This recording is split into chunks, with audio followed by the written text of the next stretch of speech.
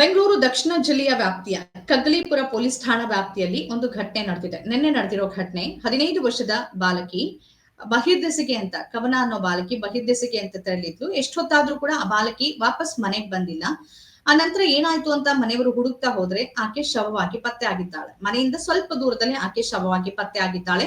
ಆಕೆ ತನ್ನ ತಂದೆ ಏನೋ ಬೇರೆ ಮದುವೆ ಆಗಿದ್ರು ಅನ್ನೋ ಕಾರಣಕ್ಕಾಗಿ ಚಿಕ್ಕಮ್ಮನ ಜೊತೆಗೆ ಆಕೆ ವಾಸವಾಗಿದ್ಲು. ಶಾಲೆಗೆ ಹೋಗ್ತಿರ್ಲಿಲ್ಲ, ಶಾಲೆಯನ್ನ ಬಿಟ್ಟಿದ್ಲು, ಮನೆಯಲ್ಲೇ ಇರ್ತಿದ್ಲು ಅಂತ ಎಸ್ಪಿ ಅವರು ಮಾಹಿತಿಯನ್ನ ಕೊಟ್ಟಿದ್ದಾರೆ. ಆಕೆಗೆ ಕೊಲೆಗೆ ಇನ್ನೂ ಕೂಡ ನಿಖರವಾದ ಕಾರಣ ತಿಳಿದು ಬಂದಿಲ್ಲ.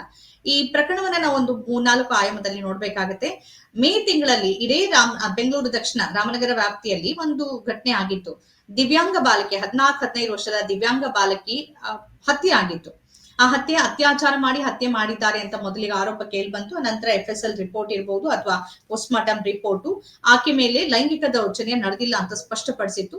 ಆ ಪ್ರಕರಣ ಇನ್ನೂ ಕೂಡ ತನಿಖೆ ನಡೀತಾ ಇದೆ. ಆಕೆಯನ್ನು ಹತ್ಯೆ ಮಾಡಿದ್ಯಾರು ಅಂತ. ಹಕ್ಕಿಪಿಕ್ಕಿ ಜನಾಂಗಕ್ಕೆ ಸೇರಿದಂತ ಬಾಲಕಿ ಆಗಿದ್ಲು ಆಕೆ. ಅಲ್ಲಿ ಕರೆಂಟ್ ಇರ್ಲಿಲ್ಲ. ಆಕೆಯನ್ನ ಕಳ್ಕೊಂಡು ಹೋದ ಜಾಗದಲ್ಲಿ ಅಲ್ಲಿ ಅಂದ್ರೆ ರೈಲ್ವೆ ಟ್ರ್ಯಾಕ್ ಬಳಿಯಲ್ಲಿ ಆಕೆಯ ಶವ ಪತ್ತೆ ಆಗಿತ್ತು. ಅಂದ್ರೆ ಇಷ್ಟು ಹಿಂದುಳಿದಿದೆ ಪ್ರದೇಶ ಅನ್ನೋದಕ್ಕೆ.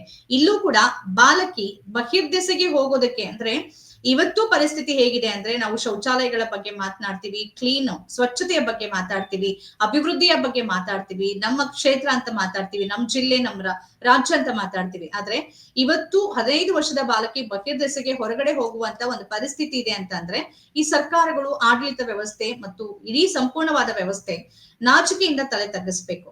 ಈ ತರದ ಪರಿಸ್ಥಿತಿ ಆಗತ್ತೆ ಅಂದ್ರೆ ಒಂದು ಬೇಸಿಕ್ ಮೂಲಭೂತವಾದಂತ ಸೌಲಭ್ಯವನ್ನ ಕಲ್ಪಿಸೋಕಾಗದೆ ಇಲ್ಲ ನಾವು ಬಹಿರ್ದೆಸೆ ಮುಕ್ತವಾದಂತ ಒಂದು ರಾಜ್ಯ, ಒಂದು ಜಿಲ್ಲೆ ಅಂತ ಘೋಷಣೆ ಮಾಡ್ಕೊಳ್ತೀವಿ, ಸಂಪೂರ್ಣ ಶೌಚಾಲಯ ಆಗಿದೆ ಅಂತ ಘೋಷಣೆ ಮಾಡ್ಕೊಳ್ತೀವಿ, ಅವೆಲ್ಲ ಒಂದು ಪ್ರಶಸ್ತಿಗಳನ್ನ ತಗೋತೀವಿ ಮತ್ತು ಪ್ರಮಾಣ ಪತ್ರಗಳನ್ನ ಸಲ್ಲಿಸಲಾಗುತ್ತೆ. ಇವೆಲ್ಲವೂ ಕೂಡ ಬರೀ ಪೇಪರ್ ನಲ್ಲಿ ಇರತ್ತಾ?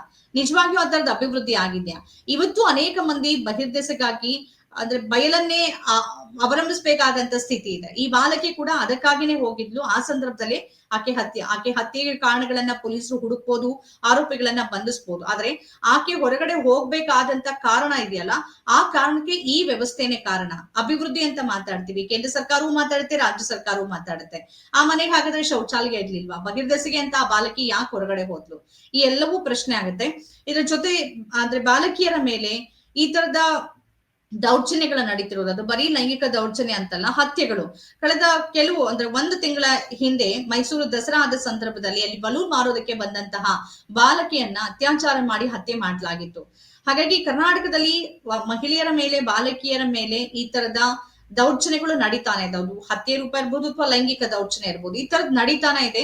ಕಾನೂನು ಸುವ್ಯವಸ್ಥೆ ಬಗ್ಗೆ ಪ್ರಶ್ನೆಯನ್ನ ಮಾಡ್ಬೇಕಾಗತ್ತೆ. ನಮ್ಗೆ ಈಗ 1-2 ತಿಂಗಳಲ್ಲಿ 1-2-3 ತಿಂಗಳಲ್ಲಿ ಆಗಿರೋ ಘಟನೆಗಳನ್ನೇ ನೋಡ್ತಾ ಇದ್ರೆ ಹತ್ಯೆ ಅಂದ್ರೆ ಪ್ರೇಮಿಗಳು ಹತ್ಯೆ ಮಾಡೋದು, ಚಾಕು ಹಾಕೋದು ಅದು ಬೇರೆ. ಈ ತರದ್ದಾಗತ್ತೆ ಅಂದ್ರೆ ಅತ್ಯಂತ ಹಿಂದುಳಿದ ದುರ್ಬಲ ವರ್ಗಕ್ಕೆ ಸೇರಿದಂತ ಅತ್ಯಂತ ಬಡವರ ಮೇಲಿನ ಈ ತರದ ಪೈಶಾಚಿಕ ಕೃತ್ಯಗಳು, ಹತ್ಯೆಗಳು ಆತಂಕವನ್ನ ಮೂಡಿಸತ್ತೆ. ಹಾಗಾದ್ರೆ ದುರ್ಬಲರಿಗೆ ಈ ವ್ಯವಸ್ಥೆಯಲ್ಲಿ ಒಂದ್ ಸರಿಯಾದ ರೀತಿಯಲ್ಲಿ ಸುರಕ್ಷತೆ ಇಲ್ವಾ ಅಂತ. ಈ ಬಾಲಕಿ ಕೂಡ ಬಹಿರ್ದೆಸೆಗೆ ಹೋದ ಸಂದರ್ಭದಲ್ಲಿ ಆಕೆ ಹತ್ಯೆ ಆಗಿದ್ದಾಳೆ. ಹತ್ಯೆಗೆ ಉಸಿರುಗಟ್ಟಿಸಿ ಕೊಲೆ ಮಾಡಲಾಗಿದೆ ಅಂತ SP ಅವರು ಮಾಹಿತಿ ಕೊಟ್ಟಿದ್ದಾರೆ.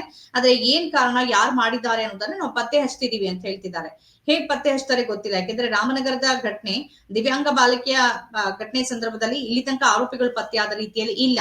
ಆಕೆಯ ಸಾವು ಅತ್ಯಾಚಾರದಿಂದ ಆಗಿಲ್ಲ, ಲೈಂಗಿಕ ದೌರ್ಜನ್ಯ ನಡೆದಿಲ್ಲ ಅನ್ನೋದೊಂದು ಖಚಿತಪಟ್ಟಿದೆ. ಇಲ್ಲಿ ಅದು ಕೂಡ ಇನ್ನೂ ಖಚಿತಪಡಬೇಕಿದೆ. ಆದ್ರೆ ಮೇಲ್ನೋಟಕ್ಕೆ ಲೈಂಗಿಕ ದೌರ್ಜನ್ಯ ನಡೆದಿಲ್ಲ ಅಂತ SP ಅವರು ಹೇಳ್ತಿದ್ದಾರೆ. ಇನ್ನು ಪೋಸ್ಟ್ ಮಾರ್ಟಮ್ ರಿಪೋರ್ಟ್ ಬರ್ಬೇಕಿದೆ, ಏನಾಗಿದೆ ಅನ್ನೋ ಮಾಹಿತಿ ಸಿಗಬೇಕಿದೆ. ಗಂಭೀರವಾಗಿ ಪೊಲೀಸ್ ಇಲಾಖೆ, ರಾಜ್ಯ ಪೊಲೀಸ್ ಇಲಾಖೆ ಮತ್ತು ಗೃಹ ಮಂತ್ರಿಗಳು ಇದನ್ನ ಪರಿಗಣಿಸಬೇಕಿದೆ, ಯೋಚನೆ ಮಾಡ್ಬೇಕಿದೆ.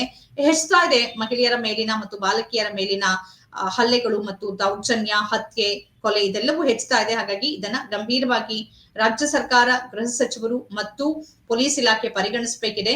ತಮ್ಮ ಕುರ್ಚಿ ಕಿತ್ತಾಟ ಮತ್ತು ನಾಯಕತ್ವ ಬದಲಾವಣೆ ಇದೆಲ್ಲದರಿಂದ ಹೊರಗಡೆ ಬಂದು ಈ ತರದ ಪ್ರಕರಣಗಳ ಕುರಿತಂತೆ ಕರ್ನಾಟಕ ಸರ್ಕಾರ, ಗೃಹ ಮಂತ್ರಿಗಳು ಗಮನ ಹರಿಸಬೇಕಿದೆ.